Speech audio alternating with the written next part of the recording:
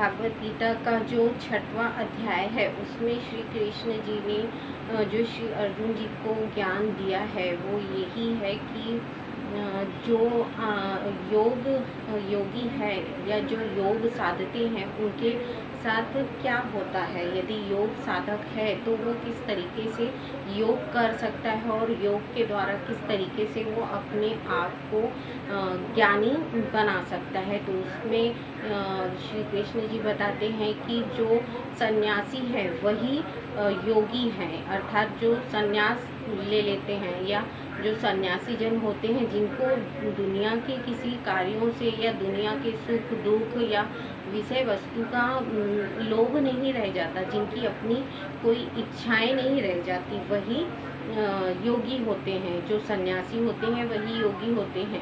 जो योग साध लेते हैं, जो सन्यास ग्रहण किया है जिन्होंने और अपने आप को इतना सक्षम बनाया है कि योग सध गया है उनको जीवन में किसी भी प्रकार का लालच नहीं रहता, उनके लिए कोई भी विषय वस्तु का कोई मतलब या मायने नहीं रखता, वही सन्यासी योगी कहलाता है।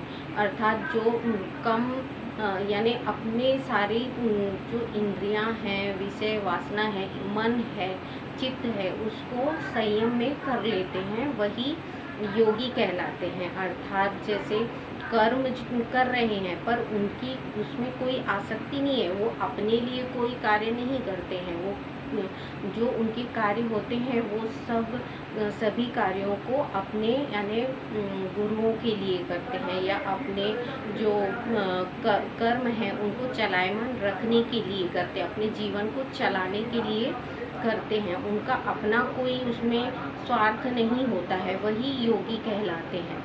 और जो लोग ज़्यादा खाने में आसक्ति रखते हैं या जिनका मन भटकता रहता है विषय वस्तुओं की तरफ, वो लोग योग नहीं साध सकते, यानी उनका मन और चित्त योग में नहीं लगता। यदि योग साधक बनना है तो अपने मन को, चित्त को हमें अपने संयम में रखना पड़ेगा, अर्थात हमारी इंद्रियां हमें अपने वश में कर लेती हैं। वही कह रहे हैं कि यदि तुम अपने मन को, अपनी इंद्रियों को अपने वश में करते हो तो तुम योग साध सकते हो। यदि कोई मनुष्य है और वो ज़्यादा खाते हैं या फिर ज़्यादा विषय वस्तुओं में अपना चित्त लगाते हैं तो वो योग नहीं साध सकते। तो तुम ऐसे योगी बनो कि जिसके द्वारा तुम अपने जो अंतःकरण को शुद्ध कर सको, अर्थात अपनी आत्मा को शुद्ध कर सको।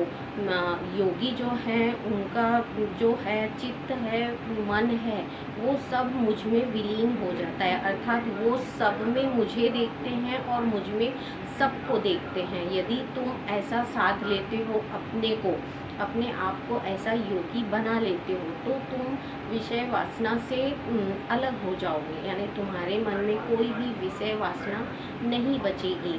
तो तुम क्या होगा, एक ऐसे योगी बनोगे जिसकी अपनी स्वतः की कोई इच्छाएं नहीं है, जिसको किसी भी बाहरी प्रक्रिया से कोई फर्क नहीं पड़ता, वो अपने अंतःकरण में ही समाहित रहता है या अंतर मन से सिर्फ मुझे ही प्राप्त करता है। तो तुम ऐसे योगी बनो जो सारे कर्मों को, प्रपंचों को छोड़कर सिर्फ मुझ में विलीन हो जाओ या मुझे प्राप्त करो।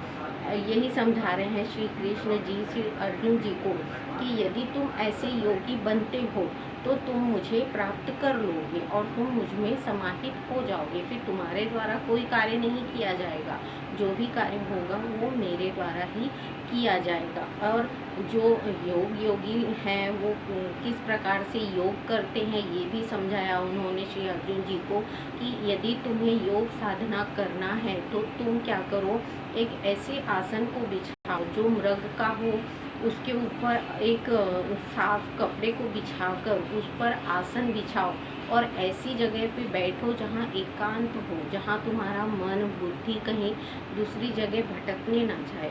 उन सारी चीज़ों को तुम अपने वश में करो और एक आसन लगाकर तुम ऐसी जगह बैठो जहाँ तुम्हें शांत चित्त और ध्यान लग सके, अर्थात तुम्हारा जो मन है, चित्त है, इसको तुम अपने वश में कर सको।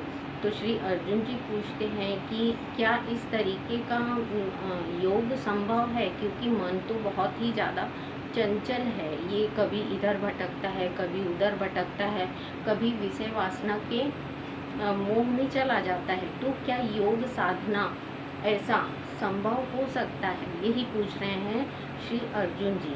तो कृष्ण कहते हैं कि देखो तात, यदि तुम अपने मन को अपने वश में करते हो योग के द्वारा, तो ये सारी चीज़ें संभव हैं। तुम अपने मन को एकाग्र करो, मन को चित्त को एकाग्र करके मुझ में समाहित करो, अर्थात मुझे पाने की कोशिश करो। तुम जब इस प्रकार से रोज अभ्यास करने लगोगे तो एक दिन मैं तुम्हें प्राप्त हो जाऊंगा। अर्थात जब योगी जो होते हैं वो तुरंत में उनका योग नहीं सधता, वो जब कंटिन्यू अपने योग को रोज प्रैक्टिस करते हैं या अभ्यास करते हैं तो उनका योग और पावर एकदम ऐसी स्थिति में जाके पहुंचता है जब तब उन्हें ब्रह्म की प्राप्ति हो जाती है। ब्रह्म को प्राप्त कर लेना यानी श्री नारायण को या श्री कृष्ण को प्राप्त कर लेना, उनके ज्ञान को प्राप्त कर लेना। तो जब हम कंटिन्यू इन चीज़ों को करने लगते हैं, इनका अभ्यास करते हैं रोज, तब ये चीज़ें बढ़ते बढ़ते हमारी चरम सीमा तक पहुंच जाती है, जिसके द्वारा हमें एक ब्रह्म ज्ञान प्राप्त होता है और हमारी सारी इंद्रियां, हमारा जो चित्त है, हमारी बुद्धि है, ये हमारे वश में हो जाती है, अर्थात हम इन्हें कंट्रोल करने लगते हैं। और साधारण मनुष्य का प्राय क्या होता है, साधारण मनुष्य इन सारी चीज़ों के वश में रहता है। और जो अपने वश में जब हम इन चीज़ों को कर लेंगे तो हमारे कार्य सफल होने लगते हैं, अर्थात हम उस दृष्टि से देखने लगते हैं जिस दृष्टि से एक भगवान देखते हैं सारी पृथ्वी को या सारे दुनिया को। तो योग के द्वारा एक तो तुम्हें ये होगा कि तुम्हारा जो विकास है, तुम्हारी बुद्धि है, वो तीक्ष्ण हो जाएगी। फिर वो तुम जो देख रहे हो वो तुम्हें असत्य लगेगा और जो सत्य है वो तुम्हें दिखने लगेगा। अर्थात तुम योग को साधो, अपने मन में इस योग को साध के रखो और इस चीज़ का तुम निरंतर प्रयत्न करो, प्रयास करो, ताकि तुम इस चीज़ में माहिर हो सको। तब श्री अर्जुन जी पूछते हैं कि यदि मैंने इस कार्य को किया और ये योग मुझसे नहीं सदा तो मुझे क्या हानि होगी, या इसके द्वारा मुझ में क्या कमी आ जाएगी, या मेरा क्या नाश होगा। तो श्री अर्जुन जी ने कहा कि देखो, योगी जो होते हैं, जो अपने योग को साधते हैं, अर्थात अपने शरीर में ब्रह्म को पाते हैं, उनका यदि योग सध जाता है तो वो मोक्ष को पाते हैं, अर्थात मुझे पाते हैं, और अपना जो शरीर है, चित्त है, मन सब मुझ में समाहित कर देते हैं और मैं उनमें समाहित हो जाता हूँ। यदि योग सध जाता है तो, और यदि जिनका नहीं उस सीमा तक पहुँच पाता कि वो मुझे प्राप्त करे, तो भी उनका पतन नहीं होता। वो अपने से श्रेष्ठ जो कुल चलाने वाले होते हैं या जिनका श्रेष्ठ पुरुषों का जो स्थान होता है, उस स्थान को प्राप्त करते हैं। अर्थात यदि वो नहीं भी सध रहा है उनसे या उनके द्वारा ये योग नहीं हो पा रहा है तो उनका पतन नहीं होगा। उनको ऐसी जगह स्थान दूंगा मैं कि उनका जो जन्म है वो सफल हो जाएगा, अर्थात उनकी पदवी ऊंची हो जाएगी। तो मरने के बाद यदि इस लोक में देखोगे या अगले लोक में जिसमें उनका जन्म होने वाला है, दोनों ही लोकों में उनका स्थान ऊंचा होगा। यानी योग जो करते हैं, योग साधक होते हैं, उनका स्थान भगवान के स्थान के समीप होता है। यही समझा रहे हैं कि तुम यदि योग करोगे और योग में यदि तुम सध गए, यानी योग तुम्हें प्राप्त हो गया, मुझ में तुम विलीन हो गए, तो तुम एक योग साधक बन जाओगे। और यदि तुम इसमें विलीन नहीं हो सके तो तुम्हें एक ऐसा स्थान मिलेगा जो यानी तुम्हारे मरने के बाद तुम्हें एक अच्छे कुल में या बड़े इसमें तुम्हारा जन्म होगा, या जो बड़े लोग होते हैं, जो ज्ञानी पुरुष होते हैं, उनके घर में तुम्हारा जन्म होगा, ताकि तुम फिर से इस प्रक्रिया को चालू कर सको या इस प्रक्रिया को दोबारा कर सको। तो उसमें यानी ये जन्म तो तुम्हारा सफल होगा ही योग से, आने वाले भी जन्म जो हैं वो तुम्हारे योग के द्वारा सफल और सक्षम होंगे। तो श्री अर्जुन जी बोलते हैं कि इस तरीके से करने इससे यदि मुझे कुछ हानि या लाभ तो नहीं होगा। तो वही कह रहे हैं श्री कृष्ण जी की इसके करने से तुम्हें कोई लाभ हानि नहीं होगी, इसमें तुम्हारा विकास होगा, बुद्धि मन और चित्त का तुम्हारे विकास ही होगा। इसलिए तुम इस योग को साधो, या तो तुम कर्म योगी बन जाओ या तो तुम योग योगी बन जाओ। दोनों ही गति में तुम मुझे ही पाओगे, या तो कर्म के द्वारा पाओगे या फिर योग के द्वारा। तो दोनों में से जो भी तुम्हें चुनना है वो चुनो, तुम्हारी इच्छा पे है। पर योग को साध लेते हो तो तुम्हारा स्थान इस लोक से लेके अगले लोक में, यानी इस जन्म से लेके अगले जो भी जन्म आने वाले हैं तुम्हारे, तो सारे जन्मों में तुम उच्च स्थान पर विराजमान होगे यदि तुम योग को करते हो। तो इसमें किसी चीज़ की हानि नहीं है, इसीलिए तुम इस योग को करो और इसके जो गुण हैं उनको प्राप्त करो, ताकि तुम्हारा जो स्थान है वो सर्वश्रेष्ठ हो। आगे जो भी तुम प्रक्रिया करोगे वो योग के द्वारा ही होगी, उसमें ना तुम्हारी फल के प्रति आसक्ति होगी, ना तुम इसकी इच्छा करोगी कि इसके परिणाम क्या निकलेंगे।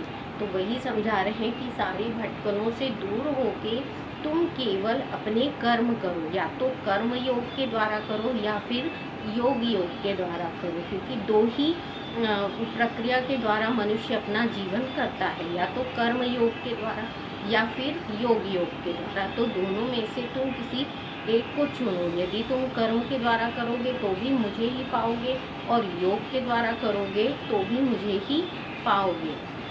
जो लोभी होते हैं या जिनको विषय वासना वस्तुओं में ज़्यादा मन रहता है, वो लोग योग को प्राप्त नहीं कर सकते, क्योंकि उनके जो विचार हैं, उनकी आत्मा है वो भटकती रहती है, क्योंकि उनकी आसक्ति उनके विषय वस्तुओं में ज़्यादा होती है, उनकी लालसाएं भटकाती रहती उनके मन को। तो वही कह रहे हैं कि तुम अपने मन को भटकाना बंद करो और तुम योग में विलीन हो जाओ।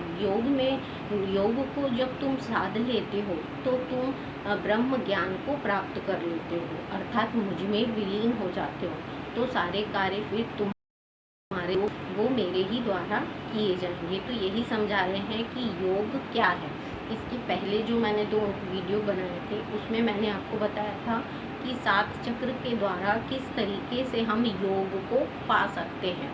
इसीलिए मैंने वो वीडियो बनाए कि आप योग किस तरीके से कर सकते हैं। तो जो भगवद गीता का 6वां अध्याय है उसमें श्री कृष्ण जी को यही ज्ञान दिया है कि योग किस तरीके से हमें करना चाहिए। योग साधने के लिए एकांत स्थान होना, जहाँ पे हमारा मन चित्त और बुद्धि एकाग्र होके हमारे योग को सफल बना सके, अर्थात हमें जो उसके द्वारा ज्ञान प्राप्त हो सकता है वो हमें मिल सके। यही ज्ञान दिया है 6वें अध्याय में श्री अर्जुन जी को श्री कृष्ण जी।